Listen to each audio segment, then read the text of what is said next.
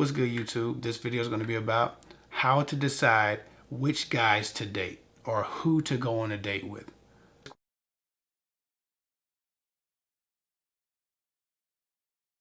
So I got that question on Instagram. I do my best to answer it. If you're dating multiple guys and you're looking for a certain quality of relationship or a quality of connection, you have to date the guy who is working the hardest to unpeel all of your layers. The guy who's trying to figure out how to dive deepest into your mind. The guy's trying to figure out how to become important to you. The guy's trying to make sure that you see his consistency and his attentiveness. Most of the time, these aren't the guys that women choose, but these are the types of guys that I believe you should actually go on a date with. If you're talking to 10 or 12 guys on the internet, or 4 or 5 or 2 or 3, you should probably consider dating the ones who are giving you the greatest conversations, the lengthiest responses, the more dedicated conversations. A lot of times women tell me that they're talking to a guy online and they have a few exchanges and then he just drops out of the conversation. And when he comes back the next day or a couple of days from there, they're excited that the conversation starts back up, and then he kind of just walks away or exit conversations. He doesn't necessarily stay and see them through. The responses they get can be potentially choppy. He doesn't respond to every sentence. He only responds to a few sentences or a few questions. He leaves certain things unanswered, unchecked, and unaddressed. These types of guys aren't the ones that if you have to choose between, guy A, B, or C, don't choose the guy who's choppy in conversation, who just walks away from or just exits or abandons the conversation and then comes back randomly. I don't think that because a man's unavailable to talk, he somehow or another is more valuable in his own real life. I think there's an assumption being made that he might have his options, so therefore he might be more valuable. As you think about your own experience, realize that just because you exit a conversation and come back doesn't mean you're talking to so many people that you have to make time to talk to this one person. And it doesn't mean that you're valuable if you're somehow or another lacking the attention span for a real conversation. We are all dating profile pics. We're not dating people. All of these people in real life could be much different. Could be a lot less cool. You can be anything you want on the internet. So just keep that in mind as you're selecting your dates, that though a guy might seem cool or seem great or seem real alpha or sought after on the internet, it doesn't necessarily mean that he has that same energy and that same presence in real life. And you need to get in front of a person to get a glimpse of their presence, their stature, their form, their energy. So don't assume greatness of men or somehow or another any value or valuability from men just because on the internet, their presence on the internet makes them seem really cool or really good. I don't want you to make that the selection process. Make a man's investment and intent to get familiar with you the thing that qualifies him to go on a date with you, to get in front of you. Because if you do like him, now you've at least selected somebody who has the propensity to invest a little bit more and who has an attention span long enough to have great conversations and great exchanges, who you could probably expect to hear from if you did start to like and it was being reciprocated. But these guys who are very choppy in conversation, as compared to the ones that are attentive and stay in the conversation until the conversation dies off naturally, or until the conversation switches, or until you graduate things to the phone or off the app, those are the types of guys that you want to select for your dates. A lot of these guys are basically just chit-chatting with women online until they find one that they can potentially have sex with and have a great time with. They find one that they can entertain themselves with, who they see doesn't really take themselves too seriously. While that discourages a lot of women, understand that dating is a numbers game. A lot of people are looking for a lot of different things. If you efficiently enough sift through those people and don't waste your time stopping and smelling every flower, you'll do a lot better.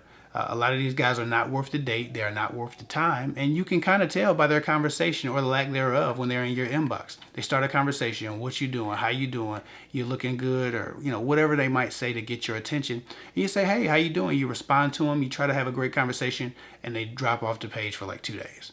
Or they respond to 2 comments from maybe a 10 comment a paragraph from you, or they seem to have ADHD in some way where they aren't sticking to the conversation, even though they have an unlimited, infinite amount of time to respond and address everything you say, they choose not to.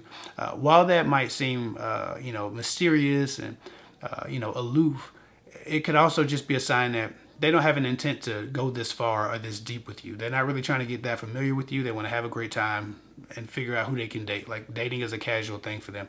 People who are really having great conversations and attempting to talk to you and attempting to keep that inbox, regular conversation thing going, those people are looking for more of an intellectual connection or more of a mental connection. Those people are a better choice if you have to go on a date. At least you know you can have a great enough conversation. But again, I don't think you should be going from inbox to a restaurant, right? I think that you go from inbox to phone calls, hopefully to a restaurant. And so when you're deciding who to go on a date with, the guys who have called you consistently, or the guys who have not necessarily waited till after the first date to call you on the phone. When a guy is interested in who you are and he's curious about you, that doesn't stop because the date's in a week.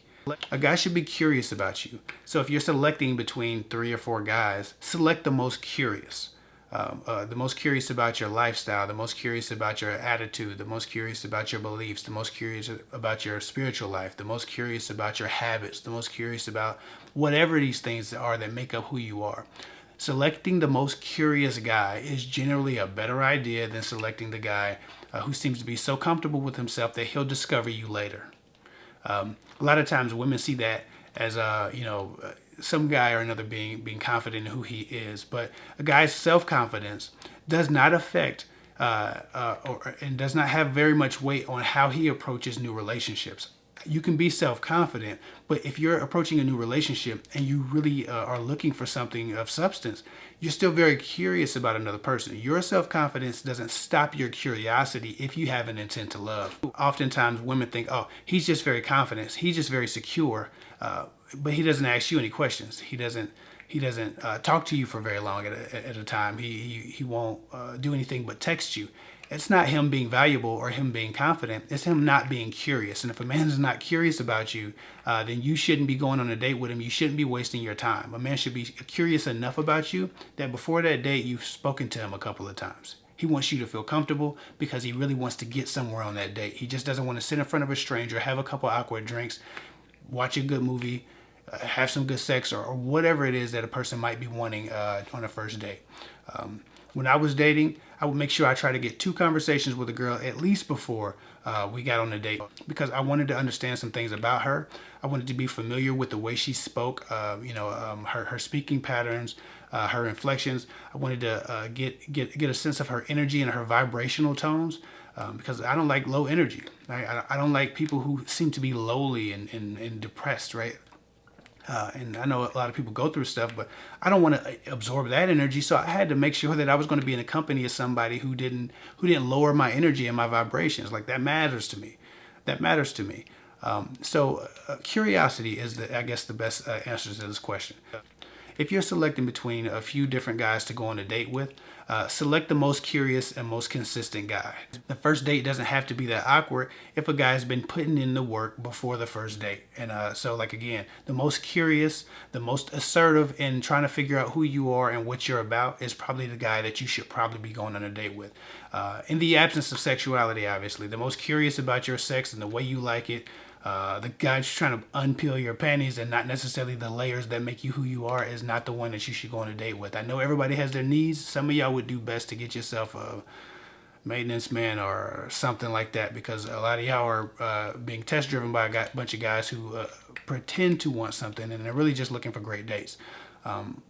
So anyway, I suppose that's the answer to your question in the longest form probably possible. Curiosity. Select the most curious guy because he, I believe, has the most potential to stick around and figure who you are out long enough for him to start gaining feelings for you. And in the same respect, a curious guy is also a lot of times going to be willing to allow you to be curious about him too. He's not going to, it's not going to be a one-sided thing, and you need to be investigating. A guy who doesn't respect your investigation, a guy who's too shut off and shut down to respect your investigation into who he is not a good date. A guy who allows you to be curious and displays curiosity about you is the one that you should select if you're going to select between multiple guys. I hope that helps. Follow me at kevhick24 on Instagram. I'll get with y'all later.